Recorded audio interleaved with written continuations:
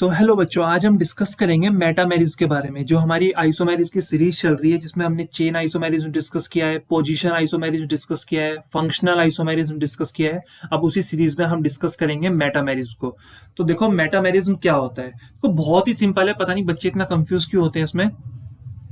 देखो मेटामेरिज की अगर हम बात करें तो ऐसे कंपाउंड्स जिनका मॉलिक्यूलर फॉर्मूला सेम होता है, बट जो फंक्शनल ग्रुप के अगल बगल वाले ग्रुप होते हैं ना, अगल बगल वाले एल्काइल ग्रुप, वो डिफरेंट होते हैं। ठीक है, ऑब्वियसली बात है, ऐसे समझ भी नहीं आया होगा। ठीक है, लैंग्वेज में अब हम इसे एग्जाम्पल समझते हैं। ठीक है, जैसे हमने एक एग्जाम्पल लिया है C4H10O, ये हमने एक एग्जाम्पल लिया है। अब इससे हमें दो आइसोमर बनाने हैं, एक ऐसे आइसोमर बनाने हैं जिसमें फंक्शनल ग्रुप सेम रहे। एक ऑक्सीजन है तो एक ऑक्सीजन हम इस तरह से बना देंगे, इस तरह एक ऑक्सीजन लगा दिया। ठीक है, अब एक तरफ हम जोड़ेंगे CH3, ठीक है, एक तरफ हम जोड़ेंगे CH2 और इस तरफ भी हम जोड़ देंगे CH2 और एक जोड़ दिया CH3।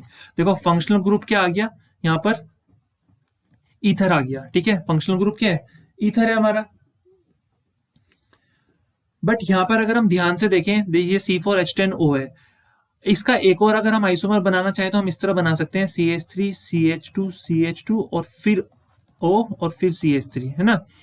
तो अगर हम इन दोनों ग्रुप को ध्यान से देखें तो इनका मॉलिक्यूलर फॉर्मूला सेम है। कितना है मॉलिक्यूलर फॉर्मूला, C4H10O। बट जो फंक्शनल ग्रुप है ना यहाँ पर, ये देखो, ये जो फंक्शनल ग्रुप है, ठीक है, ईथर, इसके अगल बगल वाले एल्काइल ग्रुप को देखो। ये वाला जो एल्काइल ग्रुप है ना, इसे थोड़ा मार्कर चेंज कर लेते हैं हम। ये वाला जो एल्काइल ग्रुप है, ये कौन सा एल्काइल ग्रुप है, इथाइल। और ये वाला जो एल्काइल ग्रुप है, ये कौन सा एल्काइल ग्रुप है, इथाइल। और ये वाला जो एल्काइल ग्रुप है, ये कौन सा है, प्रोपाइल। और ये वाला एल्काइल ग्रुप कौन सा है, मिथाइल। तो देखो जो फंक्शनल ग्रुप है ना, उसके अगल बगल वाले जो ग्रुप है, एल्काइल ग्रुप है, वो डिफरेंट होने चाहिए। ठीक है, उनका नेचर अलग होना चाहिए। अगर एक इथाइल है तो दूसरा इथाइल नहीं होना चाहिए ना, इस तरह से। तो compounds which are having same molecular formula but differ in their nature of alkyl group, तो वो कहलाते हैं मेटामर्स एक दूसरे के। तो ये दोनों क्या कहलाएंगे, एक दूसरे के मेटामर्स कहलाएंगे, और इस फिनोमिना को बोलेंगे मेटामेरिज्म। ठीक है, तो आई होप क्लियर हो गया होगा कि same functional same molecular formula, but जो फंक्शनल ग्रुप के अगल बगल, ठीक है, एल्काइल ग्रुप होंगे, उनका नेचर क्या होना चाहिए, अलग अलग नेचर के होने चाहिए। ठीक है, तो ये चीज ध्यान रखना है। देखो इसमें अगल बगल क्या है, इथाइल और इथाइल, और इसमें क्या है, प्रोपाइल और मिथाइल, तो हो गया ना अलग अलग, है ना। तो ये चीज ध्यान रखना है, ये एक दूसरे कहलाएंगे मेटामर्स। बट अगर इस साइड भी इथाइल इथाइल होते तो थोड़े ना मेटामर्स कहलाते।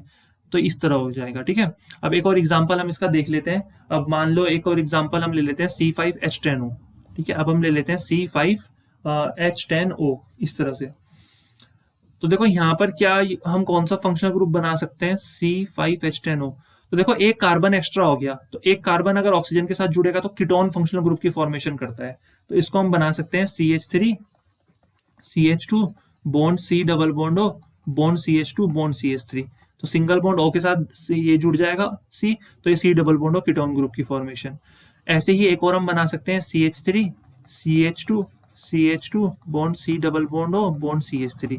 देखो ये भी कीटोन है, बट यहाँ पर अगर हम ध्यान से देखें तो यहाँ पर कौन सा एल्काइल ग्रुप है, ये इथाइल है, और ये भी कौन सा है, इथाइल। तो दूसरी तरफ ना डेफिनेटली अलग होंगे।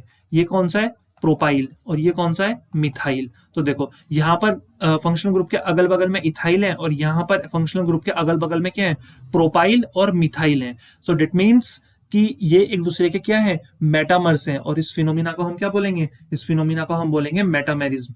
तो ये हमें ध्यान रखना है। ठीक है, इसके बारे में ना एक चीज और हमें ध्यान ये रखनी है कि इस तरह के जो आइसोमेरिज्म होता है ना, मेटामेरिज्म, ये सिर्फ तीन ही तरह के कंपाउंड जनरली शो करते हैं। कौन कौन से कंपाउंड होते हैं, तो हमेशा ध्यान रखना, this type of isomerism is shown by ethers, obviously ketones because we have example of ketone, and amines. So this type of isomerism means metamerism are shown by ethers, ketones and amines। तो ये हमको याद रखना है। सो I hope इतना clear हो गया होगा। तो जल्दी हम मिलेंगे नेक्स्ट वीडियो में, जिसमें हम दूसरे टोटोमेरिज्म दूसरे आइसोमेरिज्म के बारे में, जैसे टोटोमेरिज्म के बारे में डिस्कशन करेंगे डिटेल में। सो आई होप गाइस इतना आपको क्लियर हो गया होगा, इतनी वीडियो आपको अच्छी लगी होगी। अगर वीडियो अच्छी लगी तो please like, share and subscribe to this channel, so that you will get the notification of all other videos which are coming soon, very soon.